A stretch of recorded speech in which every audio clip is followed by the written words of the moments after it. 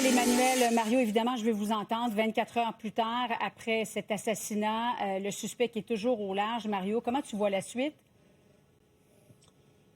Tu sais, il y a une vieille phrase, la violence engendre la violence. C'est celle, je pense, qui nous fait un peu tous peur, qui devrait être inquiétante pour les Américains. C'est une phrase qui est vraie aussi à propos de la violence politique jusqu'à un certain point. Quand tu accuses un camp puis l'autre camp, quand tu associes directement un geste criminel, non pas à la folie d'un individu ou à la méchanceté d'un individu, mais aux positions d'un camp, bien là, tu te dis, c'est quoi la réplique de l'autre camp, tu sais? C'est pas... on parlait d'appel au calme tout à l'heure dans l'intervention de Richard.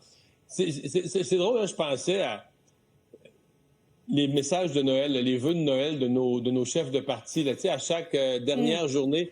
Mais on trouve ça niaiseux, puis des fois on rit, puis se fait des petites blagues.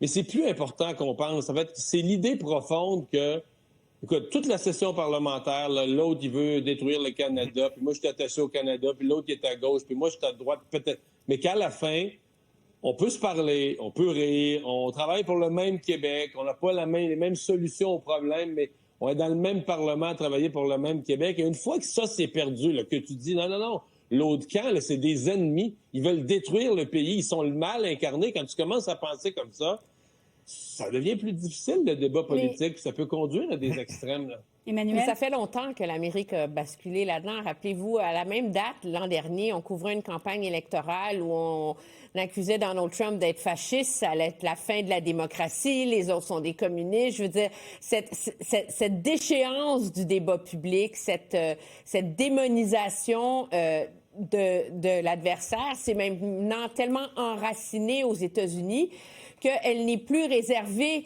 au cercle des débats politique. Puis l'inquiétude, c'est de constater jusqu'où est-ce que ça a percolé dans la population. Généralement, dans ces moments-là, comme disait Richard, le président est supposé jouer le rôle de pacificateur, d'unificateur. Mais là, que voulez-vous? Les MAGA ont trouvé leur martyr, là. Et donc, on est dans une grande opération de récupération politique et qui va finir par exacerber ces tensions-là qui sont présentes, qui sont lancinantes. Donc, jusqu'où est-ce que ça va aller? Tout le monde se pose la question parce qu'il n'y a personne en ce moment qui a l'autorité morale d'essayer de remettre le couvercle sur la marmite. En principe, c'est le rôle du président. Et c'est là où l'absence totale de sens de l'État de l'occupant actuel de la Maison-Blanche joue. C'est son rôle à lui de tenter de calmer un peu les tensions. Quand on regarde les faits, et là, on le sent, les États-Unis, encore une fois, sont je ne veux pas dire un tournant de leur histoire, mais à un moment de leur histoire, en tout cas, où ça pourrait basculer. On ne sait pas ce qui va arriver. Mario le soulignait. Quand, dans un pays où il y a plus d'armes qu'il y a de citoyens, arrive une chose comme celle-ci, et que tu as un président qui ajoute de l'huile sur le feu, qui attise, qui fait rien pour calmer la colère, qu'on peut comprendre, la réaction, absolument. Mais tu sais, est-ce que la violence est la réponse appropriée à la violence? C'est le rôle d'un président de dire non. C'est peut-être que vous avez le goût par rage, par révolte, vous y pensez. Non, ne faites pas ça. C'est pas comme ça que les choses se règlent. D'autant plus que Kirk était, faut reconnaître à Kirk, au-delà de ses prises de position, il était un grand partisan du débat public et de l'échange public. Et tu sais, ça nous rappelle, je pense, c'est Voltaire qui le disait, je suis contre ce que vous dites à mort, mais je suis prêt à mourir pour que vous puissiez le dire. C'est un peu ça que Kirk disait. Mais tout ça se perd. Et en ce moment, donc, ça ajoute les Américains, ils sont aux prises encore avec leurs vieux démons. Des rivalités internes, de la violence et de la violence armée. Encore une fois, la personne d'intérêt, bon, on l'a vu, on ne sait pas encore si c'est un suspect, un homme avec une casquette noire, des lunettes noires, un chandail où on peut voir un aigle, le drapeau américain. Mario, est-ce que tu t'attends peut-être à des révélations étonnantes sur un éventuel suspect? Parce que le président a déjà accusé la gauche radicale d'être responsable du meurtre. Tout est possible, Julie, mais tu as posé la bonne question tout à l'heure dans ta discussion avec Richard.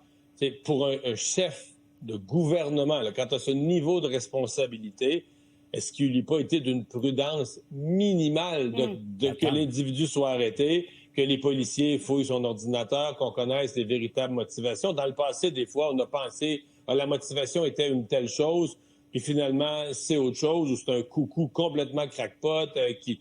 Alors, tu sais, il faut vraiment... généralement, on fait attention. Donc, déjà que de blâmer tout un mouvement, c'est déjà risqué, parce que ça reste un individu.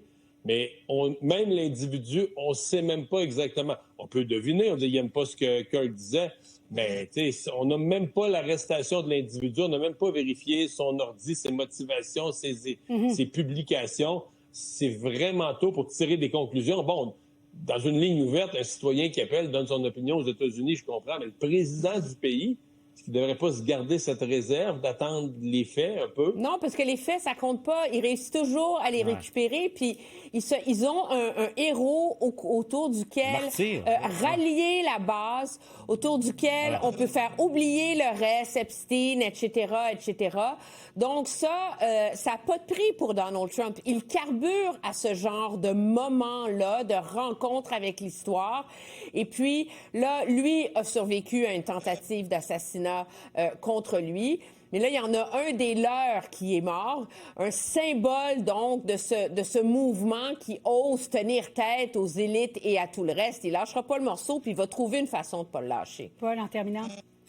Ce sera à suivre. Là. On le sent, là. C'est encore une fois, il y a peut-être un point de bascule. On le souhaite pas, mais ce qu'il faut, le message qu'on doit comprendre, nous, de ce côté-ci de la frontière, voyez ce que ça donne, la circulation des armes à feu. Richard le disait, là, un 30-06, c'est pas un fusil d'assaut cette fois-là, c'est un fusil de chasseur de gros gibier. Mais peu importe, je le disais, ayons toujours à l'esprit, il y a beaucoup plus d'armes qu'il y a de citoyens aux États-Unis. Oui. Et point de presse du FBI qui a été sans cesse repoussé aujourd'hui, on est toujours en attente. Qu'est-ce que ça signifie? On le saura, j'espère, bientôt.